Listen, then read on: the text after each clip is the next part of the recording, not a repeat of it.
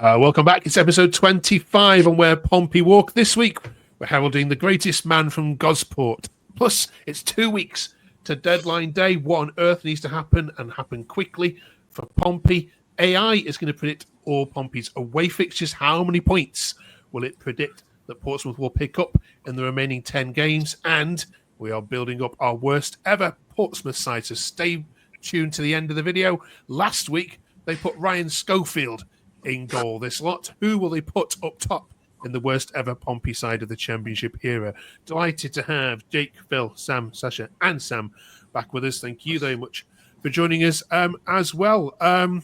Right, we are reporting directly after the Middlesbrough game. We're doing this before the midweek game, of course, as well. So we don't know how that's gone. But Jake, we have to come to you to talk about Matt Ritchie. Tell you what, if you had 11 of him on the pitch, you'd be safe already, wouldn't you? Yeah, I think so. Yeah, I was a bit worried after he scored the first goal because he got booked in the first half, scored the goal, and I think he got a little bit overexcited and he jumped into the crowd, which would have got him a second yellow. So I think he sort of realised he jumped onto the barrier and then realised what he was doing and quickly jumped back again before he could go in. So, but yeah, it was great. It was great to see him get a couple of goals as well, especially start of the season. There was a few question marks around him. Where his legs gone, was he good enough? And I think, the last few weeks he's been brilliant. And then, icing on the cake, really. Yeah. Have you texted him and said well done? Or no, not yet. I will do. Yeah, I will send him a message. T Phoenix says every single player can learn so much from Ritchie. He knows the job is far from done. Hence, no hurrahs in front of the Fratton end. Cry says, I'm in love with the 35-year-old from Gosport. And Matthew Thomas Ritchie, the greatest man from Gosport to ever live. Phil, how good was he in that Middlesbrough game? Very good, to be honest. I mean, if you can score 2 goals, including the winner, then he's done a pretty good job. But just goes to show what I know, though, because I was sort of expecting Moose to take him off before he scored because I thought he could do with some fresh legs or something. But hey, thankfully we've got a coach that knows what he's doing.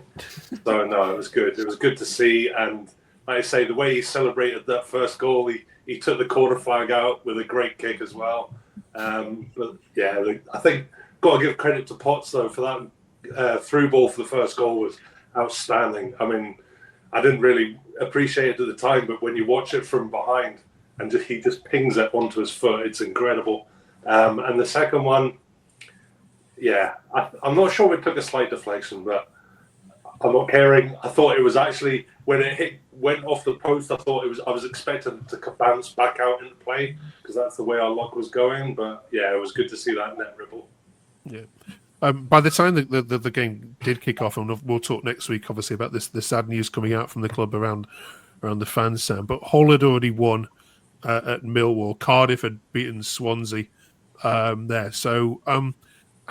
The players would have been aware of those results, and we know we're still in January, but it's huge pressure now on every game, especially at home, isn't it, with Fratton Park? So, in terms of that context, with the pressure on them and the opponent, was this the best performance of all season at Fratton?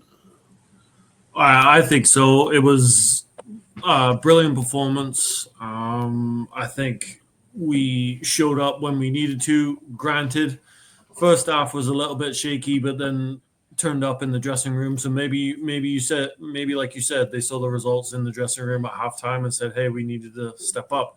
It was a huge 3 points. We desperately needed it. I think we're still in the relegation zone by goal difference, though. Still, so there's that. But we still have that game in hand.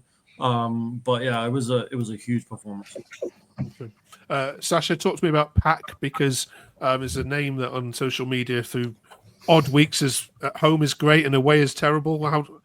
How is he this gone? Well, I think the whole team in general have been brilliant at home. It's amazing. Sam, take that question while Sasha sorts him out. If that's okay. I think you hit the nail on the head. It's a completely different, like the team at the minute, home and away. I think he's pretty safe at home. He's reliable. He's good on the ball, but away he seems to keep getting done in behind. And obviously we've agreed a deal with that Australian centre back. So who knows if he'll keep his place in the team once he comes in. Must be that small pitch that we have at Fratton Park. Or something. That's right. Still keeps being mentioned.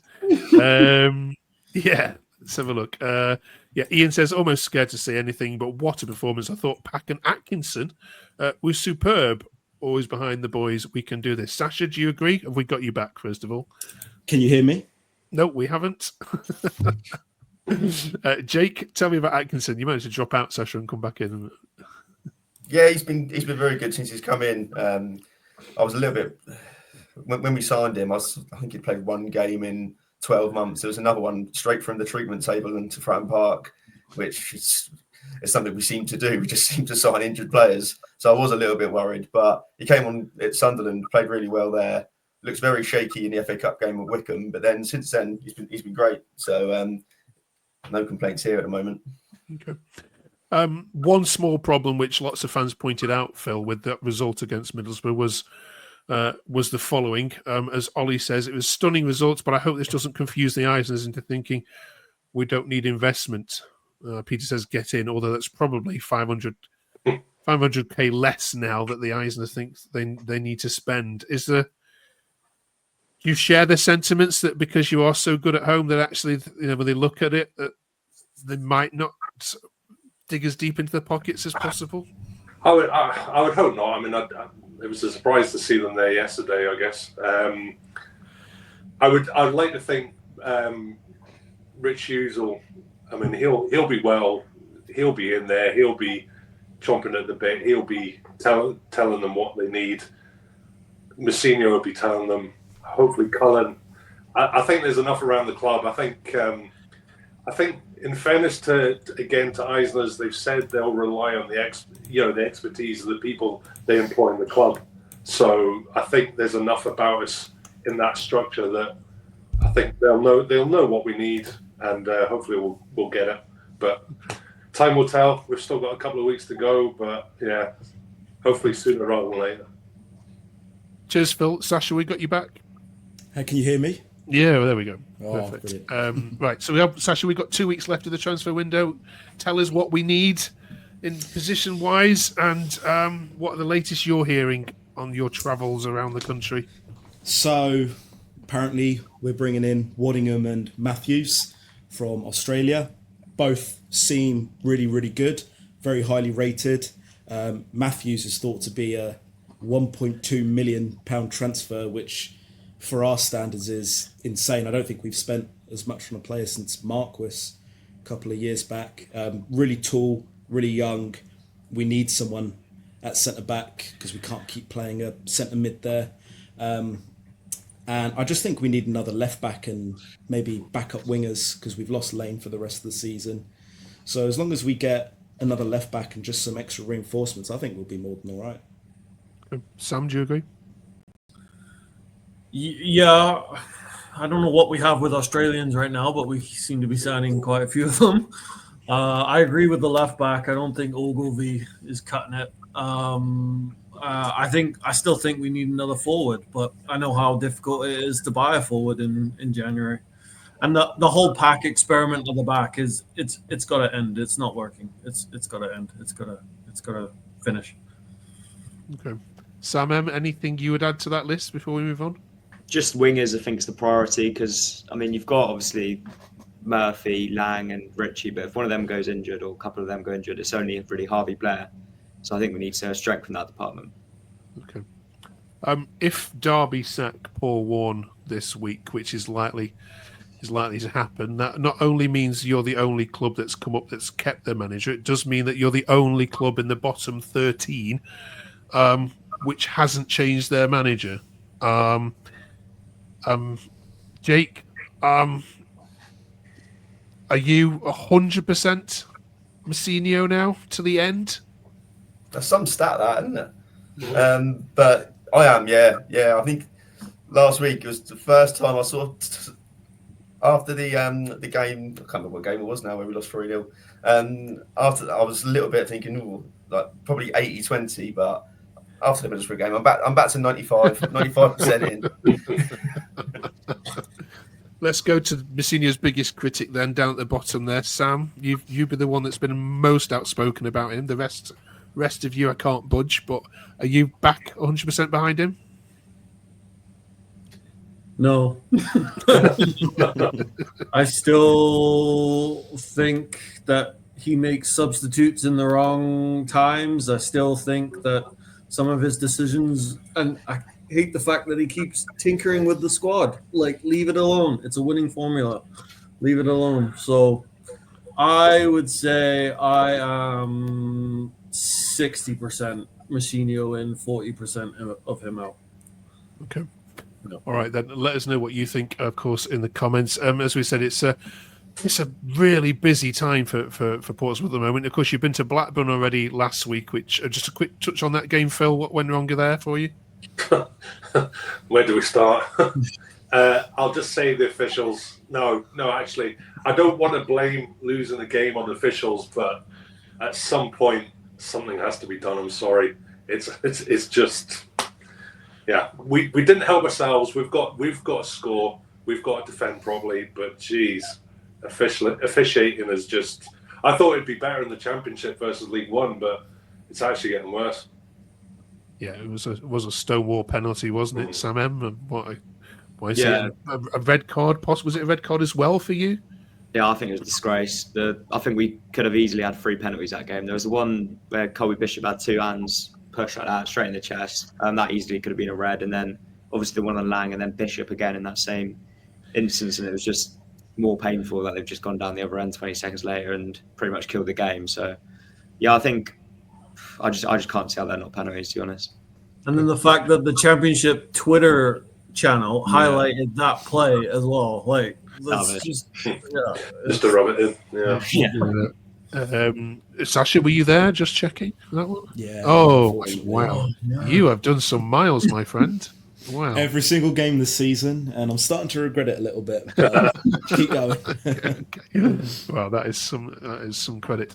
So 3 games now in the space of another 7 days. We've got the reverse fixture of that 6-0 falling at Stoke. I mean, I think you could possibly get revenge there. Then off to West Brom, and then Millwall next week. So yeah.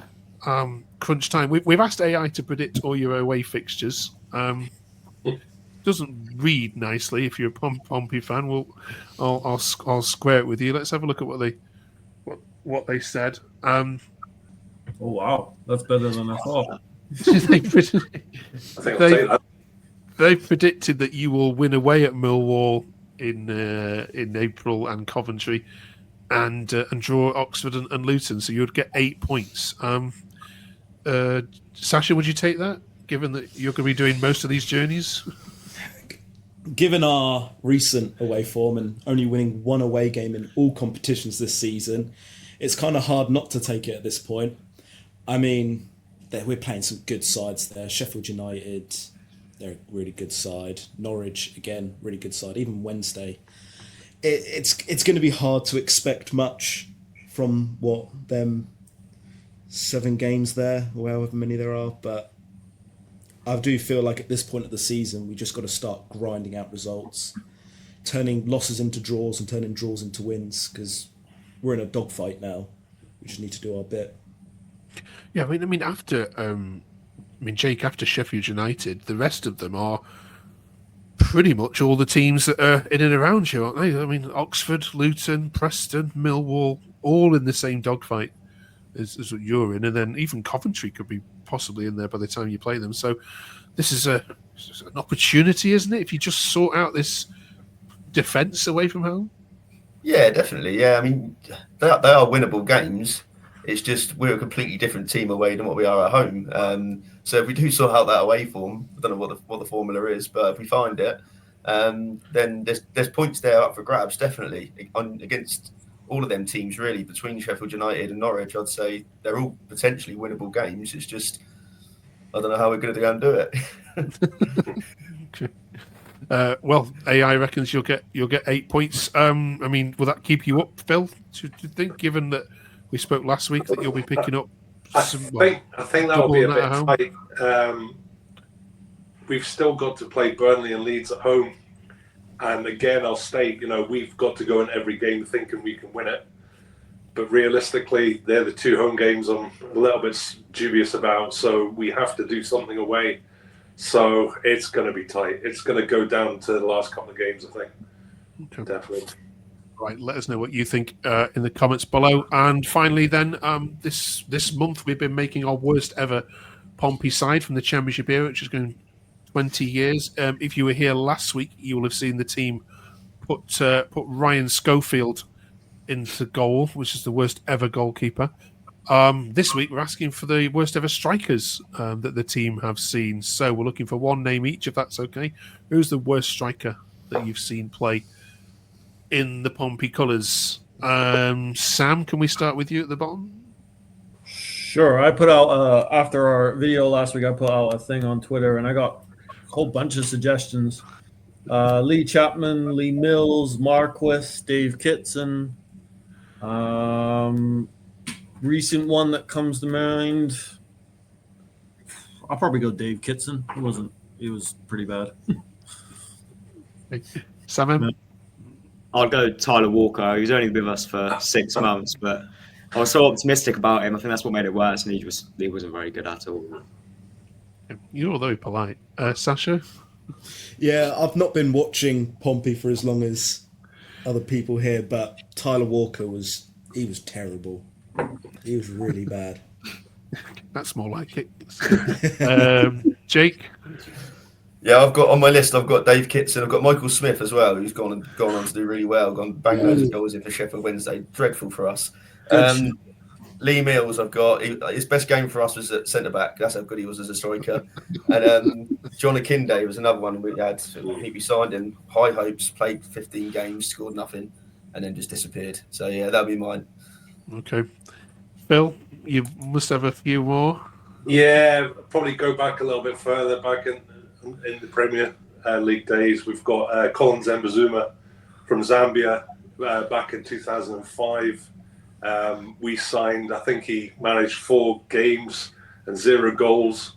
He came to us on I think it was a free. I can't remember, but he had scored something like 30 odd goals for the Kaiser Chiefs in South Africa. So came with expectation and then flopped. Probably to do with the size of his belly, to be honest. But yeah, he had a bit of a weight issue, so not that I can talk, but yeah. Okay, brilliant. Right. Love that. Thank you, all 5 of you. And let us know in the comments below what you think as well, if we've missed any. And yeah, good luck this week. Really hope Pompey do it. It's so good to we can't have a big team like Portsmouth going down. It just can't happen. And I suspect there's going to be loads of teams that are going to be falling into that trap. Derby being one of them. Good luck, everyone. We'll see you in 7 days' time to review the Stoke game and, of course, review the West Brom game. We'll see you next week. Don't forget to subscribe if you haven't done so already. Have a good week, everyone. Cheers.